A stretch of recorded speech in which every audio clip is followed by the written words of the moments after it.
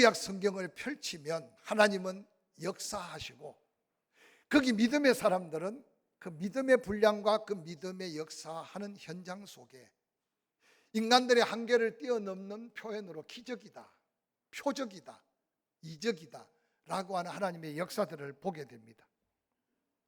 그런데 그 놀라운 믿음의 역사를 잘 살펴보면 신구약 성경에 가장 중요하게 말하는 여러 가지 주제들 중에 믿음이라는 걸 빼놓을 수 없을 겁니다.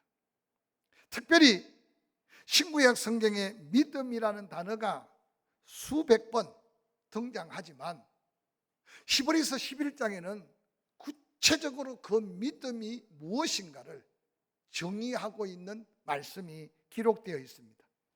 특별히 히브리서 11장 1절에 그 믿음의 정의를 말하기를 믿음은 바라는 것들의 실상이라고 분명하게 증거하고 있습니다. 하나님이 과연 존재하시는가? 예수 그리스도께서 십자가에 못 박히고 우리의 모든 죄를 지고 가셨으며 그가 부활하여 지금 성령으로 우리와 함께 하신다는 사실을 육체의 눈으로, 우리의 육체의 오간으로 실체화할 수 없다는 사실을 우리는 인정하게 될 것입니다. 오직 믿음만이 모든 영적인 것들을 우리 안에 실체화시킬 수 있다는 사실을 히브리서 11장의 믿음의 영웅들을 소개하기 전에 그들이 보고 그들이 실체화 느끼면서 살았던 믿음을 소개하고 있습니다. 그러므로 믿음은 하나님의 신비한 영적인 모든 것을 실체화시키는 비밀 통로라는 사실입니다. 오늘 본문은 그 믿음을 가르쳐서 바라는 것들의 실체적인 증거가 된다라고 정의하고 있습니다. 두 번째로 히브리서 11장 1절의 믿음은 보지 못하는 것들의 증거라고 말합니다.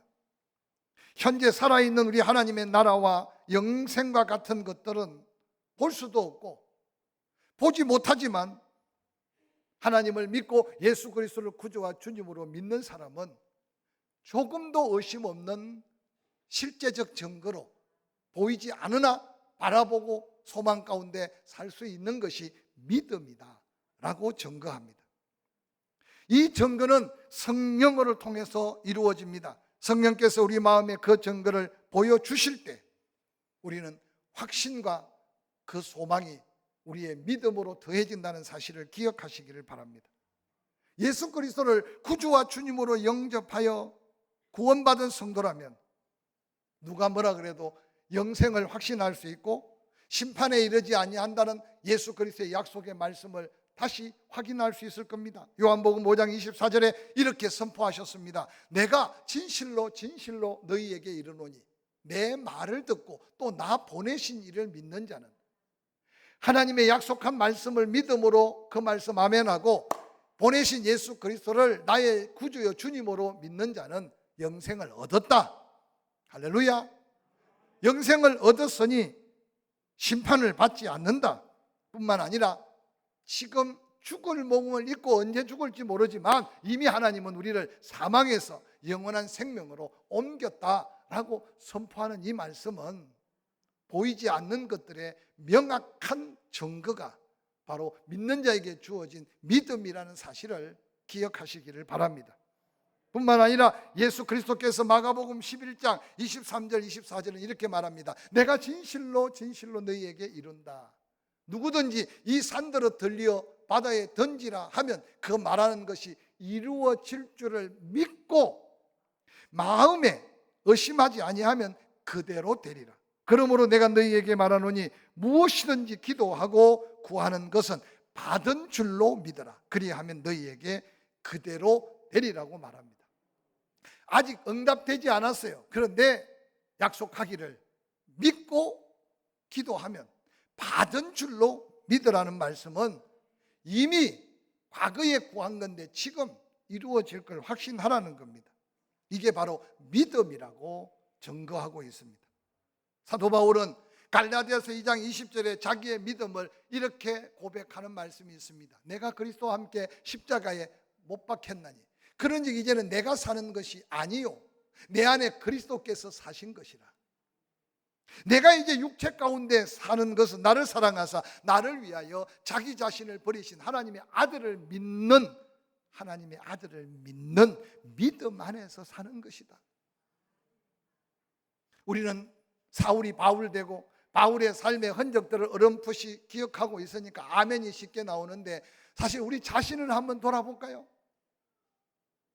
사울이 예수 만나 바울 됐다고 머리가 더 났거나 얼굴 형태가 바뀌거나 육체적인 변화가 있어서 누가 봐도 아, 저 사람은 이제 예수 사람이구나 라고 판단할 수 있는 게 아니었다는 거예요. 그런데 어느 날 사울이 믿고 나니 바울 되고 난 다음 자신의 변화된 영적인 내적인 믿음의 증거가 보이지는 않으나 자기 확신과 보이지는 않으나 다른 사람에게 명확하게 고백하는 것. 내가 그리스도와 함께 십자가에 못 박혀 죽었다. 사울이 죽고 바울이 살아있으나 세상 사람들이 볼 때는 사울이나 바울이나 똑같은 육체를 입고 있어요. 그런데 믿음 안에서 바울은 자기 자신이 예수와 함께 죽었음을 증거로 갖고 있는 거예요. 할렐루야. 뿐만 아니라 여전히 사울이나 바울이나 변함없는 육체를 사는데도 사울로 살았을 거와 바울로 살아서는 믿음 위에 자기의 인생의 목적이 달라. 이제 내가 육체로 사는 목적이 다르다. 나를 위해 자기 목숨을 버리신 예수 그리스도를 위해서 사는 게 내 믿음이다. 우리는 세상에 보이는 것에 매여 살 때가 얼마나 많은지 모릅니다. 그게 인생의 전부인 줄 알고 귀한 인생을 걸 때가 얼마나 많은지 모릅니다. 그런데 믿음의 후손들이 믿음의 영웅들을 바라보면서 그들의 삶은 보이지 않으나 보는 것 같이 증거를 남기면서 살았다고 말합니다. 그 위대한 믿음의 영웅들 가운데 이번 주에는 불가능에 사로잡혀 절망 속에 살았던 사라의 믿음을 살펴보면서 사례가 사라가 되고 그의 불가능을 가능케 한 사라의 하나님을 만나가면서 우리 인생의 크고 작은 엄청난 장애물들이 우리를 계속 질식시키려고 하는 위기 속에서 우리가 다시 한번 믿음으로 불가능을 가능케 하는 하나님의 은혜 앞에 당당히 설 수 있는 저와 여러분의 믿음이 되기를 주의 이름으로 간절히 축원합니다. 불가능의 현실 앞에 몸부림치는 사라의 믿음의 장애물을 한번 살펴볼까요? 히브리서 11장 30절은 그렇게 기록하고 있습니다. 사례는 임신하지 못함으로 자식이 없었다. 이게 사례의 인생의 운명적 장애입니다. 아브라함을 만나서 하나님을 부름받기 전에도 자식이 없었고 하나님의 약속을 받았으나 사라의 몸에는 태기가 없는 이 여인의 불행을 우리는 한번 상상해 보시기 바랍니다. 창세기 16장 1절은 이렇게 말합니다. 아브라함의 아내 사레는 출산하지 못하였고 그에게 한 여종이 있으니 애굽 사람이요 이름은 하갈이라. 하나님께 부름받은 아브라함과 사레. 그런데 사레 자신이 아무리 기다리고 기다려도 10년이란 세월이 지나가는데도 전혀 잉태할 가능성이 없는 자기 몸. 그러나 인간적으로 남편은 그래도 잉태할 씨가 있는 걸 바라본 사레. 애굽에서 사온 종 하갈을 남편의 품에 안기는 사레의 마음을 아마 여인들이라면 더 피저리게 느낄 수 있지 않겠습니까? 창세기 16장 2절 사레가 아브라함에게 이르되 여호와께서 내 출산을 허락하지 아니하셨다.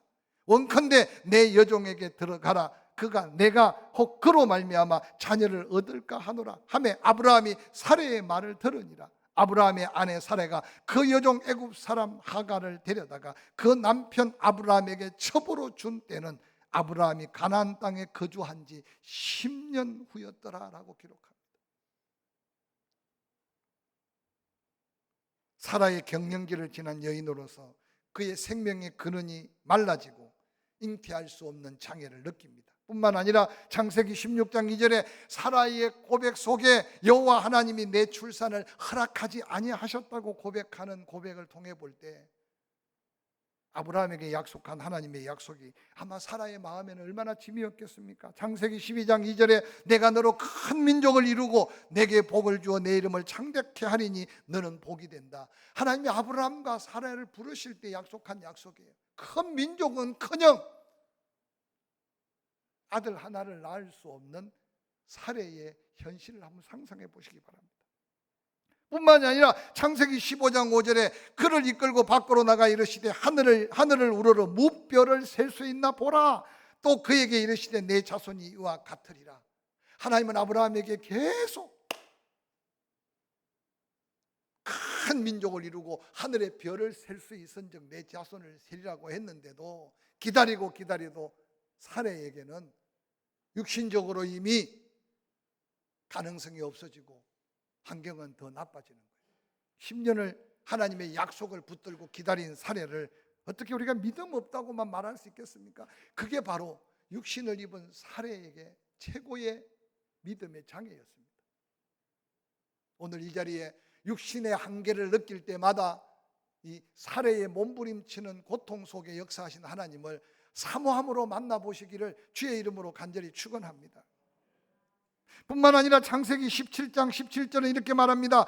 아브라함이 엎드려 웃으며 마음으로 이르되 100세 된 사람이 어찌 자식을 낳을까? 사라는 90세니 어찌 출산하리요 하고 아브라함이 이에 하나님께 아뢰되 이스마엘이나 하나님 앞에 살기를 원합니다. 아브라함의 나이 85세 때 이스마엘을 낳았습니다. 지금 아브라함의 나이가 100세가 되었으니 이스마엘의 나이는 이제 장성했습니다. 하나님이 아브라함에게 나와서 말하기를 내년 이맘때 내 아내 사라가 아들을 낳을 거라는 거예요. 아브라함이 그 하나님의 사자의 말을 듣고 믿음의 조상으로 부름받은 아브라함인데 엎드려서 속으로 웃고 있습니다. 웃음의 이유가 뭡니까? 이전에는 나도 씨를 가지고 있었으나 이제 나도 100세라. 나도 나이가 늙었고 내 아내 사라는 더더구나 90세. 이제는 불가능합니다.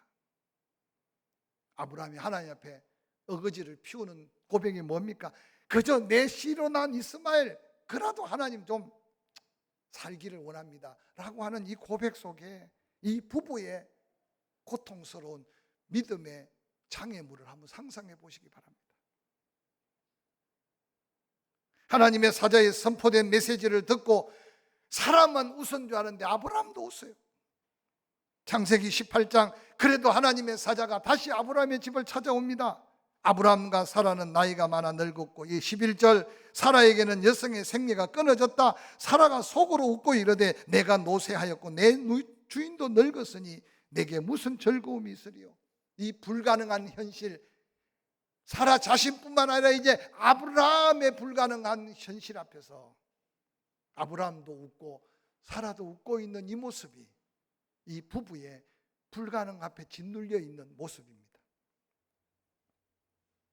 사랑하는 성도 여러분, 뿐만 아니라 이미 아브라함의 생각과 사라의 생각 속에는 전혀 가능성이라고는 단 1%도 없는, 아무리 하나님이 말씀하시고 아무리 하나님이 역사하셔도 그들에게는 불신앙과 의심의 웃음밖에 안 나온 이 불행한 한 가정을 오늘 본문은 소개하고 있습니다. 사라 자신의 불임의 장애, 아브라함 자신의 늙음의 장애, 이 부부가 바라보는 현실 앞에 하나님은 무슨 말을 해도 믿어지지 않고 의심과 불신앙으로 웃고 있는 그들의 웃음을 한번 기억해 보시기 바랍니다. 아브라함도 웃었고 사라도 웃었고 장막 뒤에 사라의 웃음을 보고 천사들이 사라가 웃었다고 하니 사라 자신이 두려웠어. 안 웃었다고. 근데 천사들이 아니야, 너 웃었어.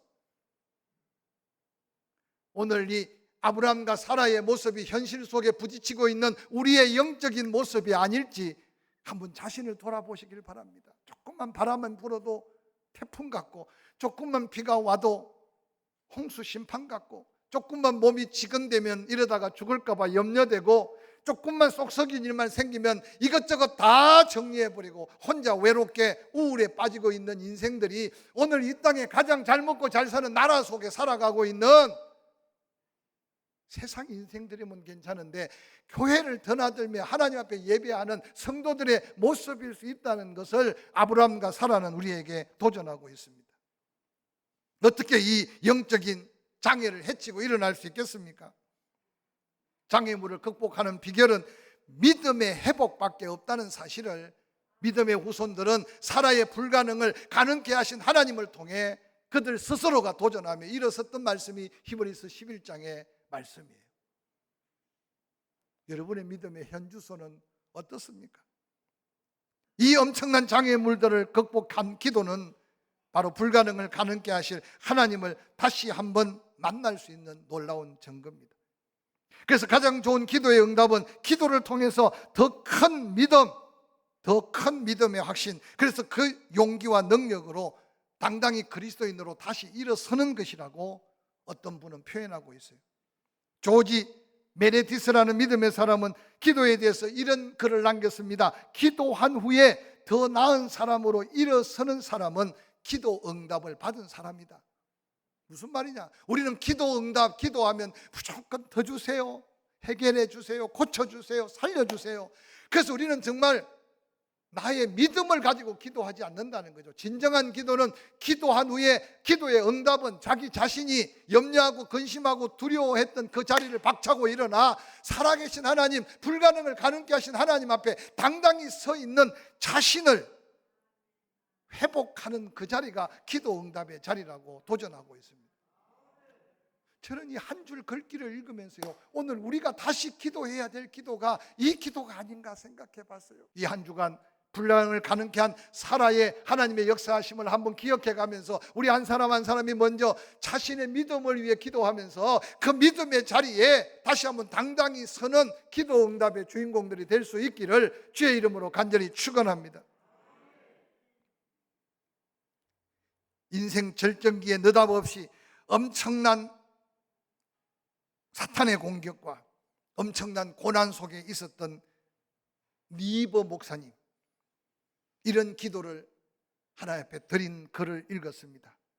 리버 목사님이 고난 속에 드린 기도, 오 하나님, 우리가 변경할 수 없는 것이라면 이를 침착히 받아들일 수 있는 우아함을, 우리가 변경할 수 있는 것이라면 이를 변경할 수 있는 용기를, 우리가 이 두 가지를 구별할 수 있는 지혜를 주시옵소서라고 기도했대요. 짧은 한 줄의 기도지만 우리에게 어떻게 무엇을 위해 기도해야 될지 도전하는 말씀이 아닌가 생각합니다. 내 힘으로 해결할 수 없는 문제 앞에서 내 힘으로 해결할 수 없다면 하나님이 어떻게 역사하실지 침착히 받아들이면서 기다릴 수 있는 믿음을 구하고, 믿음 안에서 내가 해결할 수 있다면 어떤 희생의 값을 치르듯이 믿음으로 도전해서 해결할 수 있는 용기를 달라고. 그런데 어떤 게 우아하게 기다려야 될지, 어떤 게 믿음으로 도전해야 될지 그걸 분별할 수 있는 지혜를 달라고 기도했다고 합니다. 오늘 이 민족이 함께 이 기도로 지혜를 구하고, 도전할 사람은 믿음으로 도전하고, 묵묵히 하나님의 역사할 때를 기다리며 은혜를 구할 사람은 합력하여 선을 이룰 하나님을 기대하며 기다림의 기도가 우리에게도 있어야 할 때 살고 있음을 기억하시기를 주의 이름으로 간절히 축원합니다. 아브라함도 웃고 사라도 웃고 있는 그때 하나님은 묵묵히 일하시는 하나님. 창세기 17장 4절에는 이렇게 기록합니다. 보라, 내 언약이 너와 함께 있으니 너는 여러 민족의 아버지가 될 것이다. 이게 후로는 내 이름을 아브람이라고 하지 아니하고 아브라함이라고 하리니 이는 내가 너를 여러 민족의 아버지가 되게 함이니라. 17장 15절 하나님이 또 아브라함에게 이르시되 내 아내 사레는 이름을 사레라 하지 말고 사라라 하라. 내가 그에게 복을 주어 그가 내게 아들을 낳아주게 하며 내가 그에게 복을 주어 그를 여러 민족의 어머니가 되게 하리니 민족의 여러 왕이 그에게서 나리라. 할렐루야. 저는 이 말씀을 묵상하다가요, 우리는 한계 앞에 주저앉고 두려워할지라도 하나님이 택한 자 능력의 손에 붙들고, 우리는 기다리지 못하고 조급하여 이스마엘을 낳고, 우리는 낙심하고 실망하지만 하나님은 하나님의 뜻을 이루어 가시는 하나님이 사라의 하나님 되시는, 불가능을 가능케 하신 하나님이라는 사실을 기억하시길 바랍니다. 이 음성을 듣고도 창세기 17장 17절 아브라함이 엎드려 웃으며 마음으로 이르기를 100세 된 사람이 어찌 자식을 낳을까? 사라는 90세니 어찌 출산하리요? 말이라도 이쁘게 하지. 하나님이 지금 내 이름을 아브라함이라 하지 말고 아브라함이라 해라. 너는 열국의 아비가 된다. 내 아내 사레는 사레라고 하지 말고 사라라 하라. 모든 민족의 어머니가 될 것이다. 근데 아브라함이 엎드려 피식 웃습니다. 그리고 마음으로 이르되 나는 100세인데 내 아내는 90세인데 어찌 출산하리요. 그러고는 하나님 앞에 얼마나 꼭 우리의 모습 같지 않습니까? 18절 아브라함이 이에 하나님께 이르되 이스마엘이나 하나님 앞에 살기를 원합니다. 사랑하는 성도 여러분, 그럼에도 불구하고 하나님은 당신의 뜻 가운데 택한 아브라함을 통해 불가능을 가능케 하실, 택하신 사라를 통해 불가능을 가능케 하실 하나님으로 역사하심이 우리에게 소망이고 기도의 제목이고 우리의 믿음의 주가 되심을 기억하시길 바랍니다. 18장 13절 여호와께서 아브라함에게 이르시되 사라가 왜 웃으며 이르기를 내가 늙었거늘 어떻게 아들을 낳으리요 하느냐. 14절 함께 읽어볼까요? 시작. 여호와께 능하지 못한 일이 있겠느냐. 기한이 이를 때 내가 내게로 돌아오리니 사라에게 아들이 있으리라. 믿으시면 아멘. 너는 의심해서 웃고 너는 장애물 때문에 짓눌려 믿음 없어 웃을지라도 나 여호와는 계획대로 역사한다. 너에게 약속한 그 말씀 네가 믿기만 하면 불가능을 가능케 하면서 하나님의 역사를 이룬다. 왜 웃느냐? 왜 불가능하다고 의심하느냐? 여호와 하나님께서 능치 못한 일이 있겠느냐?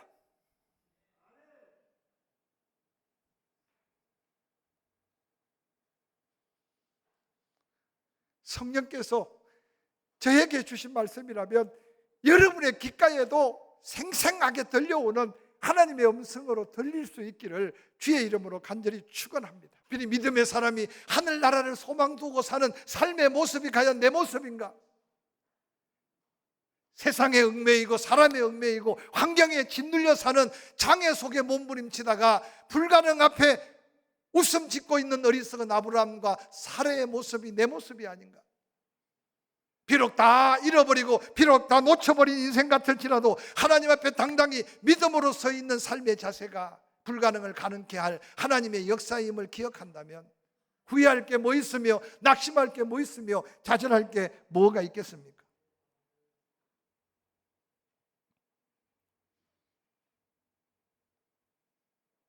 사랑하는 성도 여러분, 하나님의 약속한 선포된 말씀 앞에 사라는 믿음을 갖기 시작했습니다. 히브리서 11장 11절 그래서 믿음의 후손들이 불가능을 뚫고 가능한 사라의 인생을 보니까 딴 거 없었어요. 믿음으로 사라 자신도 나이가 많아 단산하였으나